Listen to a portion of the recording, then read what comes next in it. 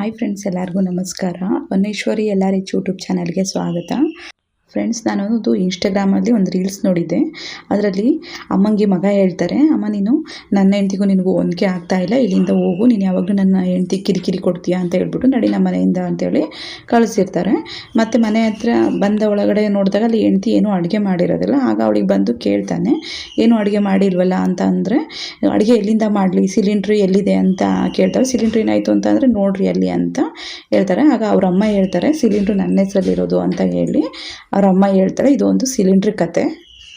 ಈ ಸ್ಟೋರಿನ ಯಾಕೆ ಹೇಳಿದೆ ಅಂತ ಹೇಳ್ತೀನಿ. ಅದಕ್ಕಿಂತ ಫ್ರೆಂಡ್ಸ್, ಮೊದಲು ನೀವು ನನ್ನ ಚಾನಲ್ಗೆ ಸಬ್ಸ್ಕ್ರೈಬ್ ಮಾಡಿಲ್ಲ ಅಂದರೆ ಈಗಲೇ ಸಬ್ಸ್ಕ್ರೈಬ್ ಮಾಡಿ, ಹಾಗೆ ಪಕ್ಕದಲ್ಲಿ ಕಾಣುವ ಬೆಲ್ ಐಕನನ್ನು ಒತ್ತಿ.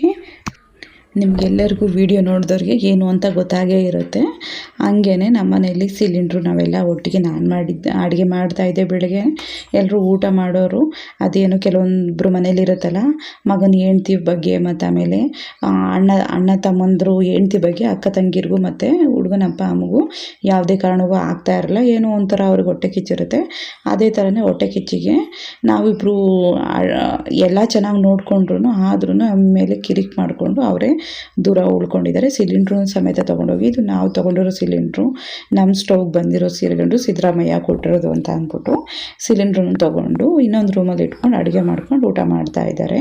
ನಾನು ನನ್ನ ಗಂಡನು ಮತ್ತು ಇನ್ನೇನು ಮಾಡೋಕ್ಕಾಗತ್ತೆ ಅಂತ ಅದೇ ಥರನೇ ಅಡುಗೆ ಮಾಡ್ಕೋಬೇಕು ಅಂತೇಳಿ, ನಮಗೆ ಸಿಲಿಂಡ್ರು ಸಮೇತ ಇಲ್ಲ, ಅದಕ್ಕೋಸ್ಕರ ನಾವು ಒಲೆಯಲ್ಲಿ ಅಡುಗೆ ಮಾಡ್ಕೊಂಡು ಊಟ ಮಾಡ್ತಾಯಿದ್ದೀವಿ.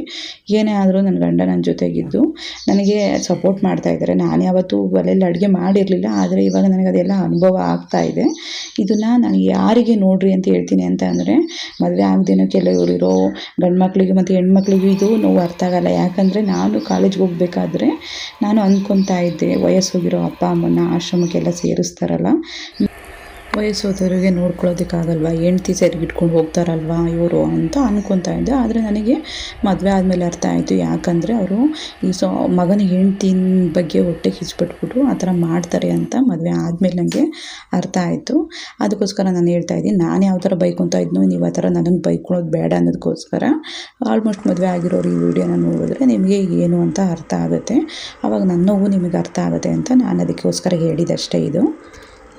ಮತ್ತು ಆಮೇಲೆ ನಾನು ಮನೆ ಒಳಗಡೆ ಇರೋ ಸ್ಟವ್ನಲ್ಲಿ ಅಡುಗೆ ಮಾಡಬೇಕಾದ್ರೆ ಯಾವ ಥರ ಗಲೀಜು ಮಾಡಿ ಅಡುಗೆ ಮಾಡ್ತಾಯಿದ್ರು ಅಂತ ಅದನ್ನು ವೀಡಿಯೋ ಹಾಕ್ತೀನಿ ನೋಡಿ. ಈಗ ಆ ಥರ ಎಲ್ಲ ಮಾಡ್ಕೊಂಡು ಇವಾಗ ಹೊರಗಡೆ ಹೋಗಿ ಆ ಥರ ಎಲ್ಲ ಮಾಡ್ತಾಯಿದ್ದಾರೆ.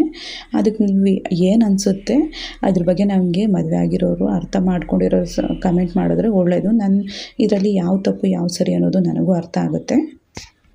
ಇಷ್ಟು ದಿನ ಒಳಗಡೆ ಸ್ಟವ್ ತಂದಿಲ್ಲದೆ ಇರೋದಕ್ಕೆ ಒಳಗಡೆನೇ ಅಡುಗೆ ಮಾಡ್ಕೊತಾಯಿದ್ರು. ಅಂದರೆ ಈಗ ಸ್ಟವ್ ತೊಗೊಂಬಂದು ಆಚೆ ಕಡೆ ಮಾಡ್ಕೊತಾ ಇದ್ದಾರೆ. ನಾನು ನನ್ನ ಗಂಡನ ಇನ್ನೇ ಮಾಡೋದು ಅಂತ ಒಲೆಯಲ್ಲಿ ಅಡುಗೆ ಮಾಡ್ಕೊತಾ ಇದ್ದೀವಿ. ಫ್ರೆಂಡ್ಸ್, ಇದ್ರ ಬಗ್ಗೆ ನಿಮ್ಮ ಅನಿಸಿಕೆನ ಕಮೆಂಟ್ ಮಾಡಿ, ವಿಡಿಯೋ ಬಗ್ಗೆ ಏನು ಅನಿಸುತ್ತೆ ಅಂತ ಹೇಳಿ. ಫ್ರೆಂಡ್ಸ್, ಇಲ್ಲಿ ತನಕ ವಿಡಿಯೋ ನೋಡಿದ್ದಕ್ಕೆ ಧನ್ಯವಾದಗಳು. ಫ್ರೆಂಡ್ಸ್, ಈಗಲೇ ನನ್ನ ಚಾನಲ್ಗೆ ಸಬ್ಸ್ಕ್ರೈಬ್ ಮಾಡಿ, ಇನ್ನಷ್ಟು ವೀಡಿಯೋಗಳಿಗೆ ನನಗೆ ಸಪೋರ್ಟ್ ಮಾಡಿ. ಧನ್ಯವಾದಗಳು ಫ್ರೆಂಡ್ಸ್.